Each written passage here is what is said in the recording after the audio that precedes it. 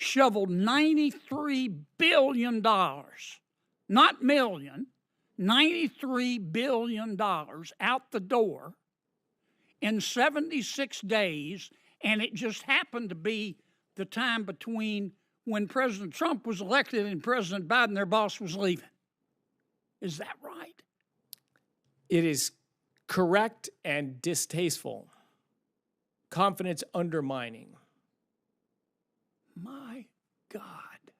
A tense Senate hearing erupts as tough questions are fired about billions in taxpayer funds, rushed approvals, and shocking claims of missing oversight. Watch the dramatic exchange, the reactions, and what it could mean for government spending, accountability, and taxpayers. Let's slide in.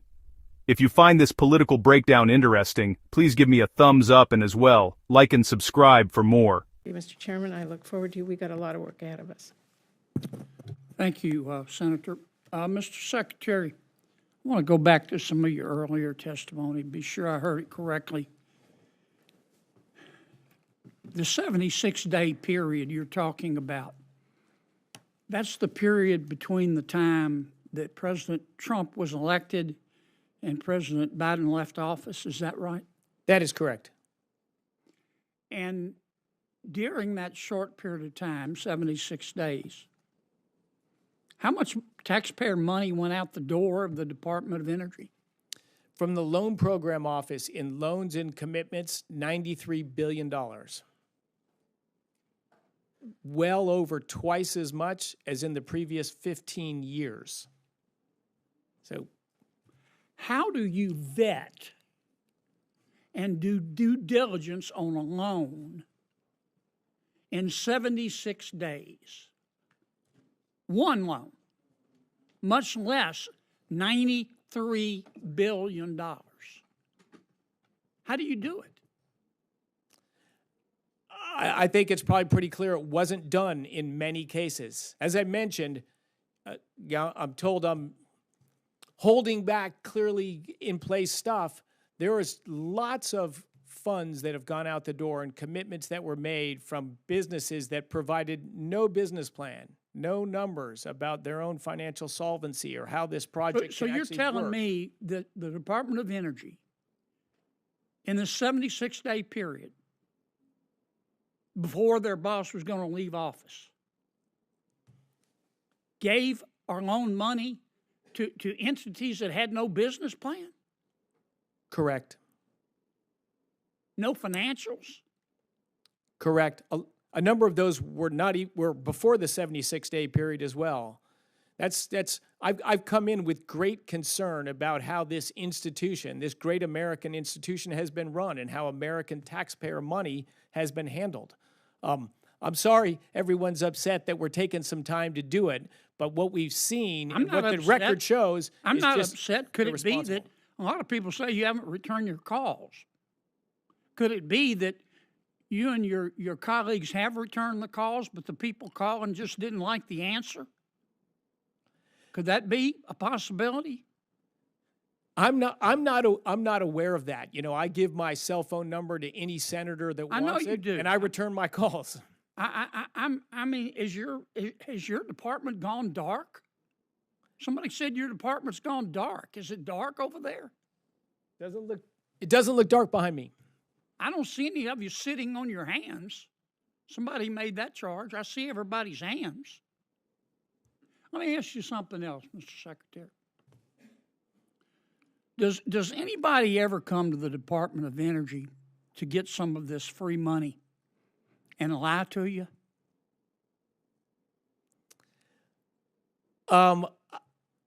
I have not experienced that, but I think it's a reasonable assumption that that has happened.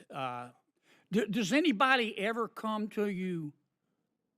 Or is it conceivable that some of these folks that heard about this free money came to you with a half-baked idea?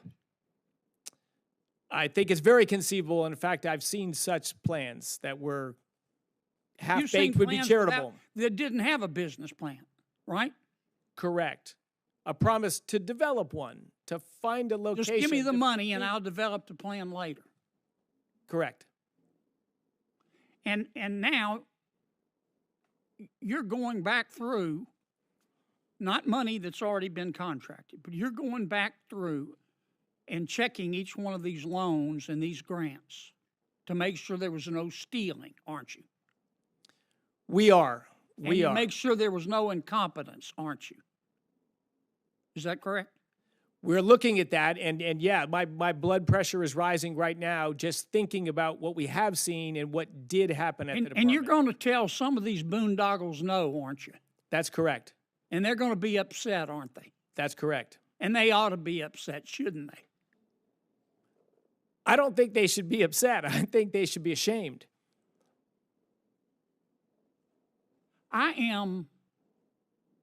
It's rare that I'm speechless. But I want to be sure I understood.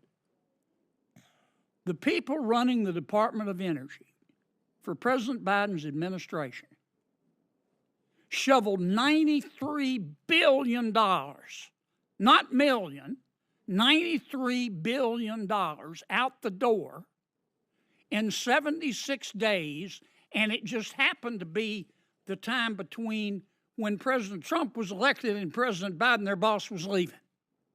Is that right? It is correct and distasteful. Confidence undermining. My God. Look, I hope you take whatever time you need to go through all of these projects penny by penny. I mean, I've heard this testimony today. Well, it'll cost jobs in my state. If somebody steals $50 million and goes and spends the money in their state, that's going to stimulate the economy, isn't it? Yes, it will. But that's still stealing, isn't it? And it's still illegal, isn't it? Yes. I mean, they were spending money at the Department of Energy like it was ditch water. Their budget went from $60 billion to $160 billion since fiscal year 2021. It just sounds to me like there were a lot of people coming to the Department of Energy who had all 4 feet and their snout in the trough. And I hope you'll turn down the boondoggles and refer the thieves to the Department of Justice. We will indeed. Senator, the one complication in there, too, is mixed in there are good companies doing good things honestly with credible plans. And you're trying to separate the wheat from the chaff. Yes, that's what we're trying to do. That's our job, and we're doing it. But there's a lot of chaff. Let me ask you one final question. Let me go back to how many employees you have.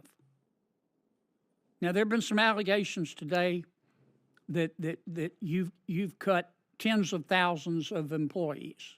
Is that accurate? Well, I think the allegations were thousands, and our head count will ultimately be reduced by thousands, but we are doing it slowly. You've got 16,000 now? Yes. And you think you can do it with fewer than 16,000? Correct. What's wrong with that? I think it's just common sense business. Yeah. Businesses do it every day in the real world. American taxpayers deserve it. That's never happened in the federal government.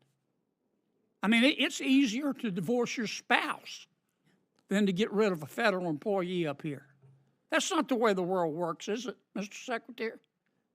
It's not the way the world should work. And I give enormous credit to President Trump, who had the boldness to say, if there's a right thing that needs to be done and it's difficult, please do it. And so, yes, this is new territory. This is not what happens normally in the federal government, but it is what needs to happen periodically in the federal government. And I give the credit to President Trump, who's willing to take the heat and has set the departments free. Make the changes you need to make to better serve American taxpayers and American consumers. And across his administration, that's what's being done. All right. On that note, I just wanted to clear that up, Mr. Secretary, because I don't know you to be a person who doesn't return his phone calls or take care of business. And my guess is you don't tolerate people around you who take a cavalier approach to their job. And I wanted to get that on the record. I applaud you for being able to do the job with fewer people. Thank you for being here today. Thank you to all of your staff. Y'all can't take the rest of the day off. It's still, the hearing record's going to remain open for a week. Some senators may send you additional questions. They might submit additional information for the record within that time. It's their prerogative. If they have questions, I hope you'll try to answer them in a reasonable amount of time. I want to thank you for being here today, and the subcommittee will now stand adjourned. Thank you, Senator, and the committee. Thank you.